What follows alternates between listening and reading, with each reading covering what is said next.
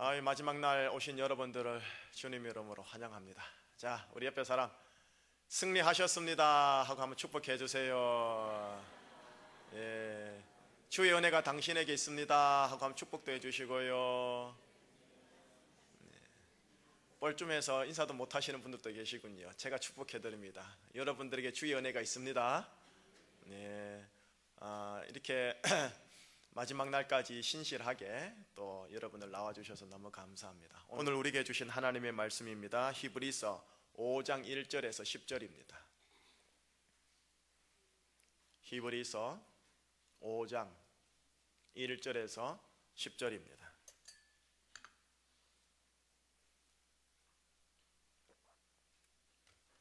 (5장 1절에서 10절인데) 우리가 어제 말씀 14절부터 해서 제가 15절 16절을 시간이 없는 관계로 깊이 있게 풀어내지를 못했어요. 그래서 4장 14절부터 해서 5장 10절까지 원래 한 내용입니다. 4장 14절 먼저 읽겠습니다. 그러므로 우리에게 큰 대제사장이 계시니 승천하시니 곧 하나님의 아들 예수시라. 우리가 믿는 도리를 굳게 잡을지어다.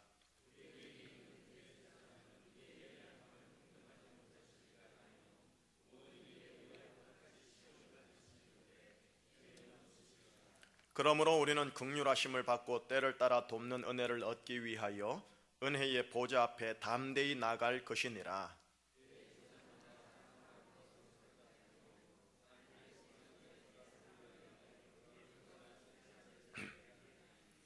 그가 무식하고 미혹된 자를 능히 용납할 수 있는 것은 자기도 연약에 휩싸여 있음이라.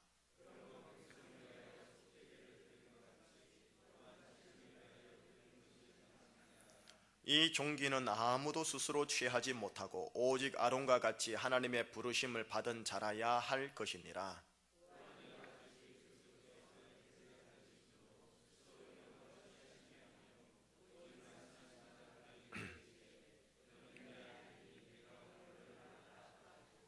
또한 이와 같이 다른 데서 말씀하시되 네가 영원히 멜기세덱의 반차를 따르는 제사장이라 하셨으니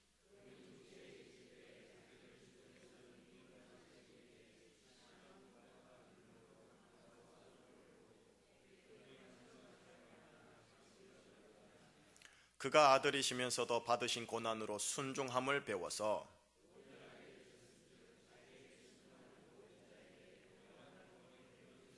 같이요. 하나님께 멜기세덱의 반차를 따른 대제사장이라 칭하심을 받으셨느니라. 아멘. 예, 오늘 읽었던 본문부터 해서 믿음장이라 할 수 있는 11장 바로 앞장까지는 10장까지요. 바로 이제 예수님을 소개하는데 대제사장 되신 예수님을 소개한답니다. 1장에서 4장까지가 1막이라면 오늘 본문 읽은 5장부터 해서 10장까지가 2막이 되어져요. 그러니 여러분들과 저는 오늘 2막을 시작하면서 신년 새벽 기도회를 마무리하려고 합니다. 그럼 이 2막인 새로운 5장의 말씀을 들어가면서 소개하는 예수님은 어떤 예수님이냐 하면 대제사장 되신 예수님입니다. 한번 따라 할까요? 대제사장 되신 예수님. 네. 그냥 교리적으로 대제사장 되신 예수님하고 이해하는 것과 더불어서 이 대제사장 되신 예수님이라는 이 고백을 통해 우리에게 성령님이 어떤 도전을 주시는지, 의미를 풀어주시는지를 오늘 확인하려고 합니다. 오늘의 제목은요, 은혜의 비는 순종과 함께 간다라는 제목으로 함께 나누도록 할게요. 은혜의 비는 순종과 함께 간다. 수요일 날 저는 이렇게 여러분들에게 제목을 드렸습니다. 믿음의 선포로 싸워 안식의 땅에 들어가라. 은혜의 비는 믿음과 함께 간답니다. 은혜의 비는 믿음의 선포를 따라서 실제화되는 거랍니다. 환경이 빈하든 부하든 믿음의 선포를 할 때요, 은혜의 비가 믿음의 수신기를 통해 나에게 들어온다라는 것이지요.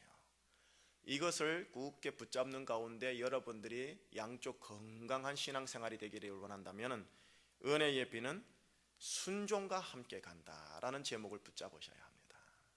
오늘 신년 새벽 기도의 마지막을 이 은혜의 비는 순종과 함께 간다라는 것으로 끝내는 것도 성령님께서 우리에게 주시고자 하는 마지막 피날레의 메시지이기도 한 겁니다. 정리를 해볼게요. 제목을 가지고 은혜의 비는 믿음과 함께 간다. 은혜의 비는 순종과 함께 간다. 믿음과 순종이라는 두 핵심 단어를 붙잡고 풀어내실 때 주님께서 은혜의 단비가 여러분들의 믿음과 순종의 수신기를 통해 실제로 여러분들의 인생의 땅에 내리게 됩니다. 그럼 은혜의 결실을 맺지요. 그리고 은혜가 흘러가게 되어 있는 겁니다. 자, 이 원리를 따라서 오늘 말씀 들어가는데 순종이라는 단어를 생각하자니 예수님을 어떻게 소개해야 되느냐? 바로 대제사장 되신 예수님이라고 소개해야 순종이라는 단어랑 연결이 되어지기 때문에 성령님은 5장부터 해서 10장까지 대제사장이라는 표현으로 예수님을 소개하면서 이제 순종이라는 단어를 풀어내기 시작합니다. 자, 그러는 가운데 이제 그러면 대제사장이라는 것 확인을 해보겠습니다. 대제사장 되신 예수님을 오늘 본문 이제 14절 탁 시작하면서 성령님은 왜 이분을 대제사장이로 하는지에 대한 이유를 14절에서 짧지만 소개하고 있어요. 14절 말씀 같이 읽겠습니다. 그러므로 우리에게 큰 대제사장이 계시니 성천하시니 곧 하나님의 아들 예수시라.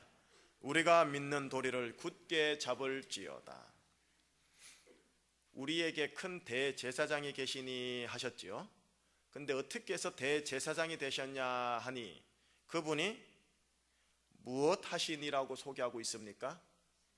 승천하시니, 하늘로 올라가시니, 하늘로 올라가시고 승천하신 예수님, 그래서 그분이 하늘 지성소에서 대제사장 되신 예수님이라고 소개하고 있는 대목입니다.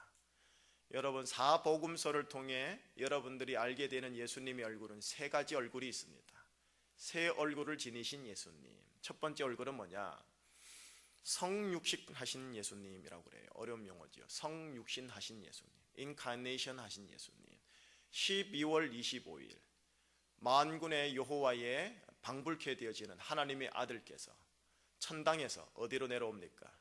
베들레헴으로 내려오시죠. 마구간으로 내려오시죠. 구유로 내려오시지요. 당대의 최고의 황제 가이사가 다스리는 로마 지역 동쪽 병방 촌구석에 이름 모를 한 여인의 배에 들어옵니다. 들어와서 마구간에서 출생합니다.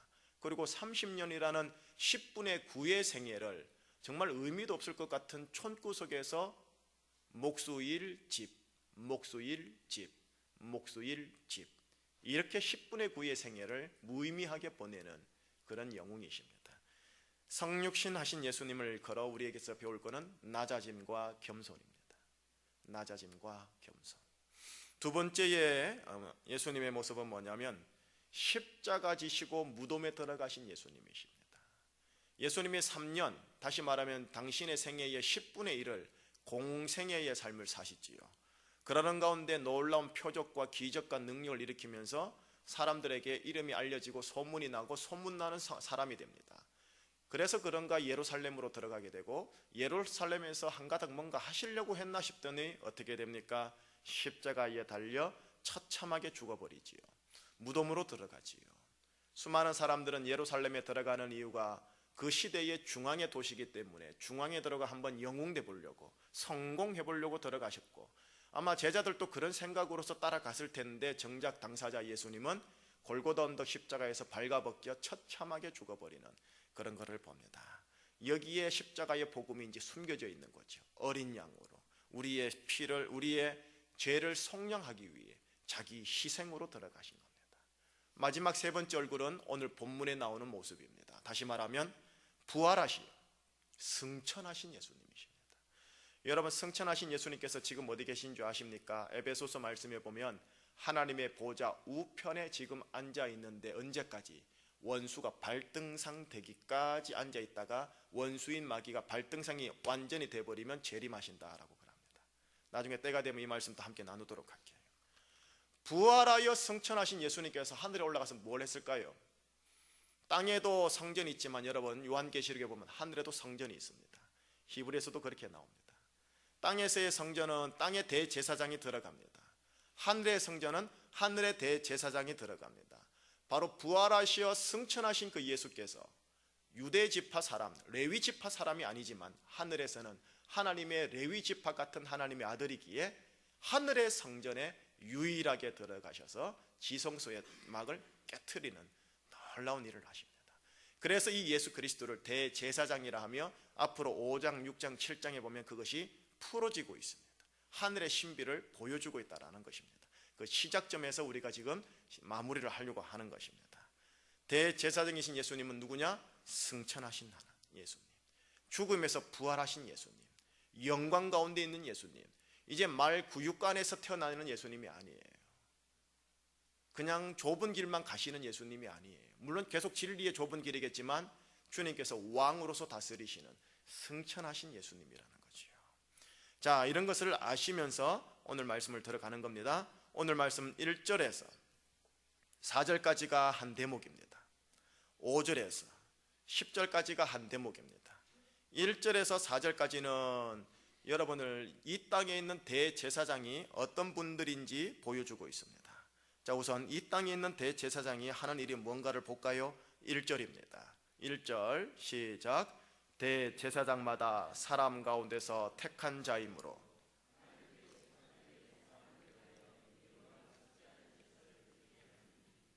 하나님께 속한 일에 관하여 사람을 위해, 백성들을 위하여 하나님께 예물과 속죄하는 제사를 드리는 자입니다.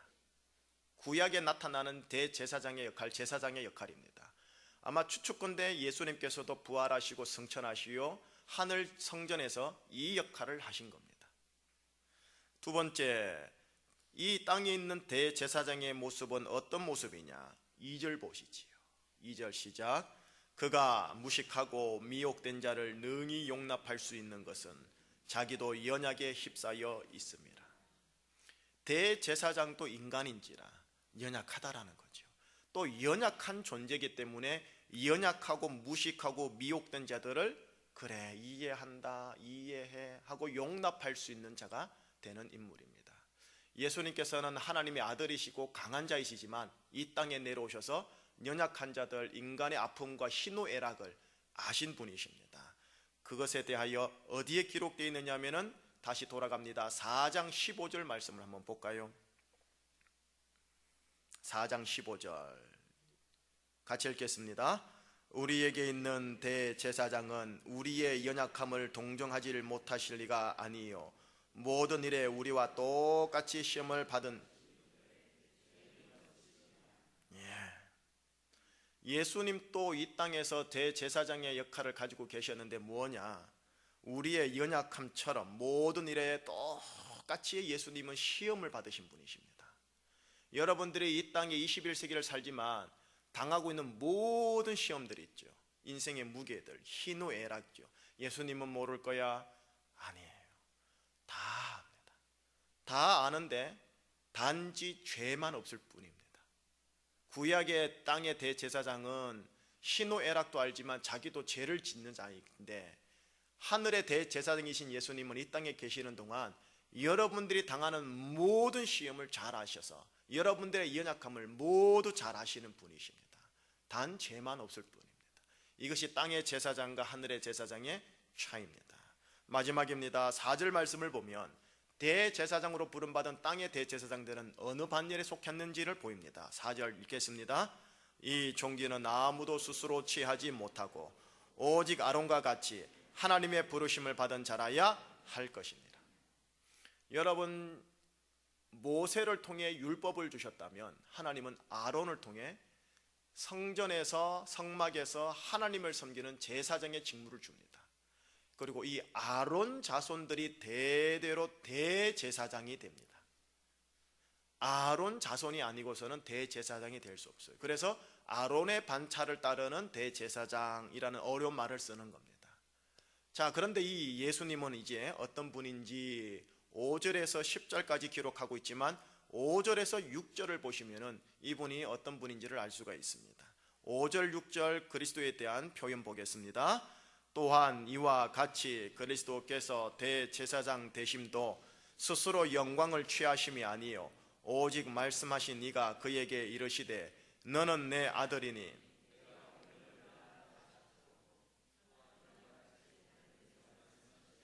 네가 영원히 멜기세덱의 반차를 따르는 제사장이라 하였으니. 예수님께서 하늘의 성전에 올라가셔서 승천하시 올라가셔서 대제사장의 직무를 감당합니다. 하늘의 직무를 감당할 때 아론의 자손이 아니거든요. 다시 말하면 레위 계통의 사람이 아니거든요. 혈통으로 따지면 어느 계통이냐면 다윗 계통. 다시 말하면 다윗이 어느 지파죠? 유다 지파. 유다 지파 계통이라 이 땅에서는 제사장이 될 가능성이 없고 적법하지도 않은데, 바로 이분은 하늘의 원리, 영의 원리를 따라 누구를 따르냐 하면 멜기세덱의 반차를 따른다라고 기록되어 있습니다.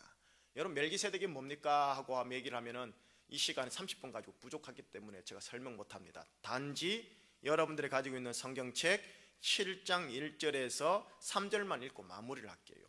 멜기세덱이 도대체 누구길래 멜기세덱의 반차를 따르는 대제사장이라 하는가 보겠습니다. 7장 1절에서 3절입니다. 함께 읽을게요. 시작. 이 멜기세덱은 살렘 왕이요 지극히 높으신 하나님의 제사장이라. 여러 왕을 쳐서 죽이고 돌아오는 아브람을 만나 복을 빈 자라. 아브라함이 모든 것의 10분의 1을 그에게 나누어 주니라.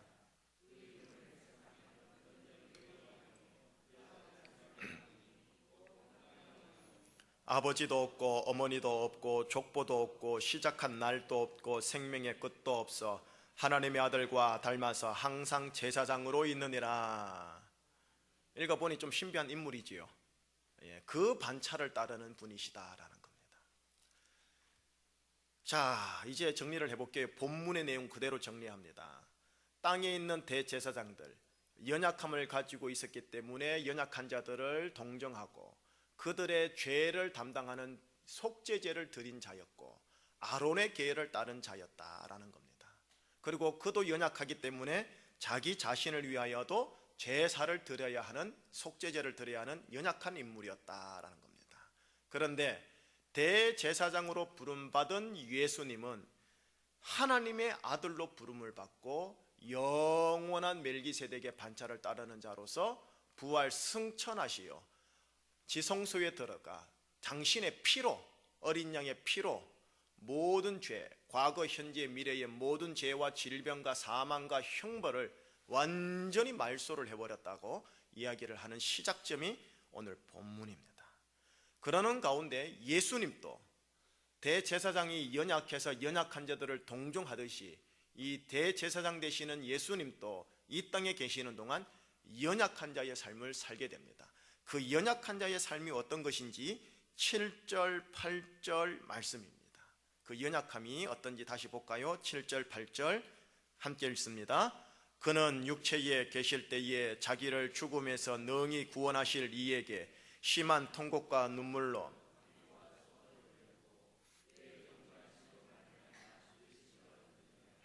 그가 아들이시면서도 받으신 고난으로 순종함을 배워서, 9절에 여기까지 읽으면 맞아요. 온전하게 되셨은즉. 여기까지 한 문장입니다. 대제사장이십니다. 그리고 하늘로 부활하시고 승천하신 분이십니다. 조금 전에 말한 것처럼 놀라운 영광과 권세와 위엄과 능력과 기름 부음 있는 분이십니다. 그런데 이렇게 하늘로 승천하시기 위하여, 대제사장이 되기 위하여 그분께서 반드시 지나가야 할 과정이 있었다는 거예요. 다시 말합니다. 그분의 현재적인 결과는 뭐냐 하면은 대제사장이요 하늘로 승천하신 분인데, 이 열매, 이 결과에 이르기까지의 그분이 지나가야 할 과정이 있었는데, 그게 뭐냐? 육체에 계시는 동안 자기를 죽음에서 능히 구원하실 이에게 심한 통곡과 눈물로 하나님께 간구와 소원을 올려야 했던 연약한 존재였어야 했고요, 그의 삶이 8절에 보듯이 그가 아들이면서도 불구하고 왕 대신 왕자임에도 불구하고 받으신 고난으로 순종함을 배워서 온전하게 되셔야 했다라는 겁니다. 예수님, 목사님, 예수님 원래부터 온전한 거 아닌가요? 저도 그래 생각해요. 원래부터 온전하신 분, 퍼펙트한 사람인 줄 아는데 오늘 말씀이 뭐라 되는 줄 아세요? 그분께서 아들이면서도 불구하고 고난을 받아, 이 땅에서 고난을 받아 순종함을 배워야 했대요. 순종함을 배워서 온전하게 되심으로써 10절의 마지막 결론이 나옵니다. 함께 읽을까요? 시작. 하나님께 멜기세덱의 반차를 따른 제사장이라 칭하심을 받으셨느니라. 하나님 아버지는 전지전능하시기 때문에 예수님이 아무것도 안 해도 아마 대제사장의 반열에 오를 수 있는 파워는 계실 거예요. 그러나 예수님이 이 땅에 육체로 계시는 동안 아들이지만 받으시는 고난으로 말미암아 순종함을 배워서 온전하게 되심으로써 대제사장이 되기를 원하시는 겁니다. 그러면 대제사장 되신 예수님이라는 표현에는 뭐가 이미 녹아져 있는 줄 아세요? 고난을 통해 순종함을 배워 온전하게 되셨다라는 게 녹아져 있는 겁니다. 대제사장 예수님 하면은 이 땅에 계시는 동안 순종함을 통해, 고난을 통해 순종함을 배워 온전하게 되셨다. 베드로전서 2장 9절에 하나님께서는 우리를 향하여 성령님을 통해 이렇게 선포하지요. 너희는 택하신 받은 족속이요 왕같은 제사장이라. 왕같은 제사장이라. 왕같은 제사장이다라는 표현에는 이미 무엇을 깔고 있느냐? 바로 대제사장 되신 예수님처럼 여러분들께서 인생살이 속에서 받으신 고난으로 순종함을 배워서 온전하게 되시기를 원하는 것을 깔고 있는 겁니다. 그래서 8절 후반부를 한번 보세요. 9절 후반부, 9절 중반절 보면은 온전하게 되셨은즉, 그 다음 읽겠습니다. 시작. 자기에게 순종하는 모든 자에게 영원한 구원의 근원이 되신다. 예수님이 우리의 구원의 근원이 되시거든요. 누구에게요? 자기에게 순종하는 모든 자에게. 이제 결론을 지으면서 오늘의 메시지로 들어갈게요. 여러분, 예수님께서 대제사장이 된 것은 은혜의 열매입니다. 그런데 이 은혜의 열매를 맺기 위하여 어떤 은혜의 과정을 거쳤냐 하면 육체에 계시는 동안 심한 통곡과 눈물 가운데 받으신 고난을 통해 순종함을 배웠대요. 그래서 온전하게 됐대요. 이것이 은혜에 이르게 되어지는 과정입니다. 과정을 통해 열매가 나오는 겁니다. 그래서 이 과정을 일컬어서 우리는 한마디로 말하면 순종이라고 합니다. 구약 10편의 말씀으로 표현하면 울며 씨를 뿌리는 자는 기쁨으로 단을 거두리라. 은혜의 과정인 울며 씨를 뿌리면 그 열매인 기쁨으로 단을 거두리라 라고 얘기하는 겁니다. 함께 읽어볼까요? 저거랍니다. 저거 표 목회 축복 시작. 충신이여, 저는 여러분들에게 은혜의 비, 다시 말하면 나는 예수님 때문에 복된 사람이다 라고 선포하라고 했습니다. 그래서 수요일날 믿음으로 선포하라고 했고요, 부하든 비나든 더 일이 꼬이고 꼬일 때마다 더 믿음으로 선포하라고 그랬습니다. 믿음의 선포를 통해서 실제로 은혜의 비가 접목이 되기 때문에 그렇습니다. 더불어서 완벽하게 접목이 되기를 원한다면 나는 예수님 때문에 복된 사람이다 라고 선포하고 나서 그 다음 물어보셔야 됩니다. 그러니 나는 지금 어떤 순종을 해야 하지? 이해됩니까?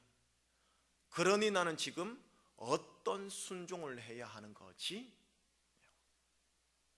믿음의 선포와 더불어서 순종함이 붙을 때 그 속에서 은혜의 비가 실질적으로 은혜의 결실로, 은혜의 흐름으로 이어갑니다.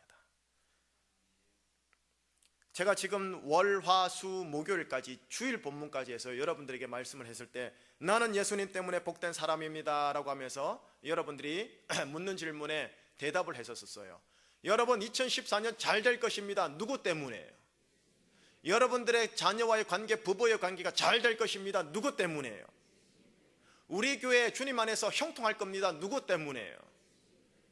예, 잘 하셨습니다.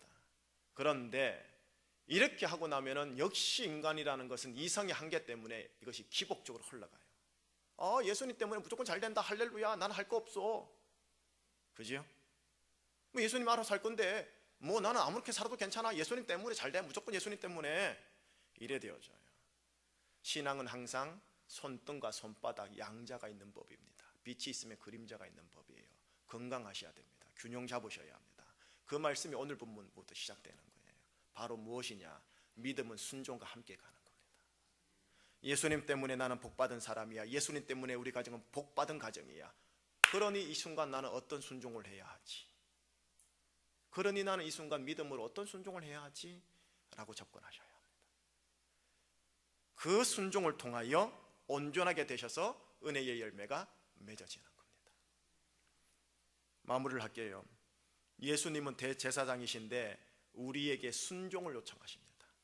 왕같은 제사장인 여러분들이요, 예수님은 여러분들에게 예수님이 가신 십자가의 길과 순종의 길을 요청하십니다. 저의 일화를 소개하고 이제 마무리를 하겠습니다. 첫 번째 사역지에서 3년간 하나님의 은혜를 부어주셔가지고 제가 맡았던 아동부사가 2배로 부흥을 했습니다.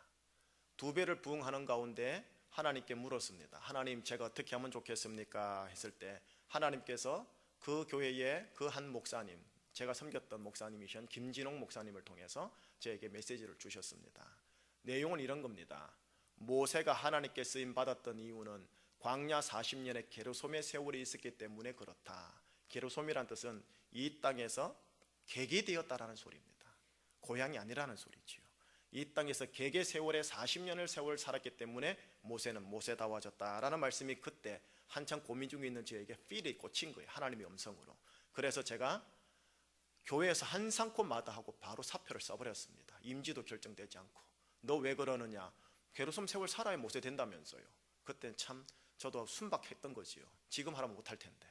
어쨌든 그렇게 사표를 쓰고 아이고 사표 쓴 거 좀 석 달이나 놀아야겠다 싶은데 바로 하나님께서 한 달 만에 정말로 생각지도 않은 곳으로 인도하셨습니다. 선임 전도사 및 선임 분목사로서요. 가보았는데 3년간 그 교회를 섬겼는데 한마디로 얘기하겠습니다. 3년 동안 월요일날 한 번도 모셔봤습니다. 3년 동안 휴가 한 번도 못 가봤습니다. 3년 동안 명절에 부모님을 찾아뵙지도 못했습니다. 3년 동안 새벽 3시 50분에 기상해서 밤 11시에 되어야 집에 들어갔습니다. 집이라고는 그 교회의 지하 사무실 구석에 처박혀 있는 곳이었습니다. 말 그대로 환경은 게르솜이었습니다. 완전히 밑바닥부터 시작을 하게 버리시면 입에서 단내가 나고 18이 나올 정도로요. 더욱이나 아픈 것 같은 게 뭐냐면은, 마음을 상하게 했던 게 뭐냐면, 전임 사역자가 야반도주를 했습니다. 돈 많은 항종 직분자들은 교회를 책임지기 싫다고 해가지고 수평 이동해가지고 옆에 있는 부자 동네 교회로 갔습니다. 남아있는 성도님들이라고는 돈 없는 무지렁이 백성들만 남아가지고 교육자들이나 또한 교회 리더급에 대하여 심한 불신과 반목을 가지고 있는 자들이었습니다. 갔더니 목사로서 전도사로서 인정하지 못하더군요. 노골적으로 까더군요. 이 속에서 내가 어떻게 살아야 할까 생각을 하다가 하나님께서 나에게 첫 해의 상급을 주셨는데 그게 저희 첫째 딸이었고, 그 교회에서 그 딸을 받아가지고 가정적으로도 게르솜이었습니다. 엄청난 고통 가운데 속에서 유일한 낙이 있었다면 내가 섬겼던 그 담임 목사님이셨습니다. 담임 목사님과 더불어 선임인 제가 어떻게 하면 교회를 온전하게 세울 것인가 정말 고민이 많았습니다. 비본질적 사역 참 많이 했습니다. 저의 주된 사역 중에 하나가 하루에 4시간 이상 차량 운행이었고, 대형 버스는 있는데 대형 버스를 몰고 갈 사람이 없어서 제가 불법으로도 몰 정도로 대형 버스를 몰아서 썼습니다. 어쨌든 그런 상황에서 비본질적 사역 때문에 복음의 본질 사역을 못하는 게 안타까웠지만, 복음의 본질 사역도 해내기를 원하는 욕심 때문에 둘 다를 어쨌든 피나면서 해냈습니다. 그러면서 3년간은 힘들고 어려웠지만 관계성에 있어서 교육자의 관계가 좋았기 때문에 괜찮았었습니다. 문제는 3년 차 때부터입니다. 섬겼던 최고의 권위자로부터 조금씩 이상한 불신을 받고 조금씩 이상한 소외를 받고 하더니 마지막에 가장 클라이막스 때 제가 그 목사님을 제가 생명을 구원해 준 적이 있었습니다. 죽기 바로 직전에. 그런데 그런 저에게 바로 한 달간의 휴가를 주면서 다음에는 교회에 오지 말 거를 얘기를 했습니다. 이른바 지사 충성 앞에 나온 토사구팽이었습니다. 그 상처는 이만저만이 아닙니다. 공개석상에서 노골적으로 간증할 수는 없습니다. 그냥 두리뭉실 원론적으로만 얘기해 드리는 겁니다. 그래서 하나님 앞에서 말 그대로 거기서 쫓겨나는 듯이 쫓겨났습니다. 단 여기서 바로 중간에 교훈을 드리겠습니다. 하나님께서 여러분들을 이동시키고 하나님이 여러분들을 움직이실 때, 하나님이 여러분들이 은혜를 주실 때, 삶의 전환점을 주실 때요, 늘 좋게 이끌어 가신다고 생각지 마십시오. 하나님께서는 억울하게 이끌어 가기도 합니다. 방법론은 하나님께 맡기셔야 합니다. 왜냐? 바로 제가 그렇게 쫓겨나고 나서 내 속에서 하나님 아버지 앞에서의 분노도 있었겠지만은 다음 교회, 세 번째 교회에 갔을 때는 저에게 쉼을 주셨습니다. 부흥을 주셨습니다. 회복을 주셨습니다. 온전케 함을 주셨습니다. 그래서 하나님께서 이렇게 있어서 하나님께서 사람들을 이끌어 가시는 거구나 하구나 싶었습니다. 어쨌든 그 세 번째 교회 가서 성도들에게 인정을 받고 목사들에게 인정을 받고 그리고 성도들 앞에서 놀라운 사역을 하는데 문제는 저에게 발생이 되었습니다. 무엇이냐? 강대상에서 뜨겁게 기도하고 말씀을 인도하고 예배를 집례하고 하는데 왜 뜨겁게 기도하다가 순간적으로 내 속에서 나를 토사구팽시킨 그 목사님이 생각나면서 내 속에 분노가 차오르는 겁니까? 뜨겁게 기도하다가 그 분노 때문에 너는 분노가 있는 목사지 않느냐, 너는 미워하는 목사지 않느냐, 그 이야기를 하나님이 성령님께서 주시는 겁니다. 그러니 설교를 하다가도 기도를 하다가도 상담을 하다가도 자꾸 제 스스로 깔아지는 겁니다. 죄책감이 느끼고 정죄감이 되어지고 그렇다고 분노는 사라지지는 않습니다. 그러는 가운데 저를 촉발시킨 게 제자훈련이었습니다. 성도들과 함께 제자훈련을 담당하는 총책임자로서 제자훈련 3권이 있습니다. 첫 번째 권 마치고 두 번째 권 마치고 세 번째 권 마지막 3-12과를 들어가면 마지막 제목이 뭔지 아십니까? 제자훈련에 서로 사랑하라입니다. 내가 너희를 사랑한 같이 서로 사랑하라. 제가 말씀을 원어적으로 히브리 헬라적으로 전할 수 있었습니다. 그리고 주해적으로 잘 풀어드렸습니다. 문제는 뭐냐? 하나님의 말씀 앞에서 교리적 지식적으로 아니라 나는 정말 사랑하는가, 교관인 나는 정말로 사랑하는가, 이것이 나를 그렇게 쳤었습니다. 3년 동안 힘들었습니다. 그래서 결국 하나님 말씀 앞에 내가 순종하지 않고서는 말씀의 교관이 될 수 없다라는 전제하에 제가 그분께 먼저 전하기 시작했습니다. 목사님 괜찮으십니까? 잘 계십니까? 냉랭합니다. 냉담합니다. 5년이 지나갑니다. 하나님 제가 이렇게까지 해야 합니까? 이렇게까지 용서를 제가 해줘야 합니까? 그때 주님께서 주신 말씀은 네가 용서를 빌어라. 하나님 저 잘못한 거 없는데요. 정말로 잘못한 거 없는데 저 뭐 잘못했는데요. 네가 용서를 빌어라. 그 싸움이 또 3년 갑니다. 너무너무 힘들었기 때문에 성도들 몰래 제가 어디까지 갔다 왔는지 아십니까? 내적 치유 세미나까지 갔다 왔습니다. 내적 치유 세미나 가서 주님 말씀하옵소서, 이 종이 듣겠나이다. 강사를 통해든 뭘 통해든 말씀해 주십시오. 내가 순종하겠습니다 하고 갔는데 그 첫날 그 첫 시간에 바로 하나님이 저를 이 얘기를 합니다. 용서를 빌어라. 내가 용서를 해줘야 시원찮은데도 용서를 빌어라고 합니다. 그날 밤 10시 반 세미나 1일차 때요, 전화를 드렸습니다. 그러다 한가득 희망을 가지고 기대를 가지고 전화를 했는데 아이고 자네가 전화해줬나 하면서요, 전화를 했더니 냉담합니다. 그러나 성령님의 순종에 음성에 순종하기를 생각하고 목사님 제가 부족했습니다. 제가 잘못했습니다. 제가 참 부족하게 섬겼었습니다 하고 전화를 끊었습니다. 그리고 그날 세미나 하면서 기름 부음을 제가 2번을 받았습니다. 그리고 나서 몇 개월 후 그분께서 저에게 월요일날 전화가 왔었습니다. 다음 주 월요일날 나랑 아내가 그쪽 도시에서 네가 살고 있는 그 도시로 내가 좀 가도 되겠느냐 하고요. 예 오십시오 목사님.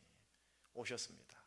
주일날 월요일날 저녁에 저희 집 사택에서 우리 부부와 그 어르신 부부가 앉았습니다. 그리고 저에게, 이 젊은 목사에게 김 목사 미안하다 8년이 지난 상황에서 얻은 하나의 화해의 축복의 기적이었습니다. 저도 죄송합니다. 여러분, 어르신 목사님이 3시간 넘는 도시를 월요일날 부부와 함께 와서 아내의 면전에서, 후배의 면전에서, 후배 아내의 면전에서 후배에게 미안하다 하는 것 자체는 엄청난 용기입니다. 그 용기 앞에서 저는 뭐라고 얘기할 수 있겠어요? 아닙니다. 제가 잘못했습니다. 8년이 걸렸습니다. 8년 동안 저는 엄청 힘들었습니다. 여기 서 있는데 위선과 가식 같고 율법은 나를 정죄하고 원수는 나를 정죄하고 있는데 복음을 전하는데 복음을 듣는 사람은 은혜 받았다고는 하는데 나는 압니다. 마귀 새끼도 압니다. 기도가 안 풀려집니다. 8년 동안 하나 때문에 순종하려고 얼마나 몸부림쳤는지 모르지만 하나님은 8년 동안 나를 인내로 지켜주시면서 몸부림치게 하신 거예요. 감사한 게 뭔지 아세요? 그 이후로 홈커밍 데이 때 유일하게 분목사로서 2번째가 초청받았습니다. 지금 또 교제하고 있습니다. 이 외에 다른 사건이 참 많습니다. 여러분, 목사가 강대상에서 선포할 때 지식만 전할 것 같습니까? 희발이 없습니다. 목사가 씨름하셔야 합니다. 장로님들 씨름하셔야 합니다. 말씀 붙잡고요. 행정만 하고 조직만 하시고 아닙니다. 말씀 하나 붙잡고 온몸으로 받으신 고난 가운데 순종할 때요, 그게 영역이 되는 겁니다. 영역이요. 기름 부음 받았다고 되는 게 아니라는 겁니다. 말씀 앞에서 용서하라는 그 한마디 붙잡고 씨름을 해보셨습니까? 그것이 바로 육체에 계시는 동안 자기를 죽음에서 능히 구원하신 이에게 심한 통곡과 눈물로 간구와 소원을 아뢰신 예수님의 모습인 겁니다. 결론 짓겠습니다. 제사장의 되기를 원하십니까? 주님은 우리에게 순종을 요청하십니다. 은혜를 받기를 원하십니까? 순종을 요청하십니다. 은혜의 담비 그냥 공짜로 오지 않습니다. 물론 공짜로 줍니다만 공짜로 오지 않습니다. 믿음과 순종이 겸비되셔야 되고 은혜의 담비를 선포할 때마다 순종해야 할 관계와 사건을 보여주실 겁니다. 애써 완악한 마음 그리고 못된 고집을 피우면서 뒤로 미루지 마시고 하나님 앞에서 믿음의 싸움을 하실 때 하나님께서 비록 그 과정을 보시고요, 열매가 언제 나올지 모르지만 그 과정을 보시고 아이고 예쁘다 예쁘다 그래 해주십니다. 그 자가 나중에는 타인을 위해주고 아껴주고 사랑해주고 축복하는 제사장 역할을 감당할 수가 있는 겁니다. 우리 교회 대제사장 되신 예수 그리스도, 그분을 따라가는 순종하는 교회 되시기를 주의 이름으로 축원합니다. 하나님 아버지 감사합니다. 예수 그리스도께서 우리에게 선한 목자가 되어주셔서 우리를 항상 푸른 풀밭 좋은 곳으로 인도하시는 예수 그리스도이심을 고백하게 해주시니 감사합니다. 또한 사랑받기 위해 태어난 사람들로서 여기 계신 분들을 축복하오니 하나님, 예수님에 대한 믿음의 선포로 또 예수님의 사랑으로 또 옆에 있는 지체들과 함께 이 광야 여정 잘 가는 우리 하나님의 사람들 되게 하여 주시옵소서. 2014년 은혜의 단비를 우리가 맞이하겠습니다. 주님의 은혜가 충만한 올 한 해 되게 하여 주시옵소서. 우리 주 예수 그리스도의 은혜와 하나님의 크신 사랑과 성령님의 영원하신 인도하심이 이제 대제사장 되신 예수님의 길을 따라 광야 여정 가운데 믿음으로 선포하며 어렵지만 또 쉽지는 않지만 순종함으로 믿음의 선한 싸움을 싸우겠습니다 다짐하는 우리 모든 새벽 성도님들 인생 위에, 자녀들 위에, 이 자리에 나오지 못한 우리 모든 충신 공동체 식구들 위에 항상 함께하여 주옵시길 간절히 축원하옵나이다. 아멘.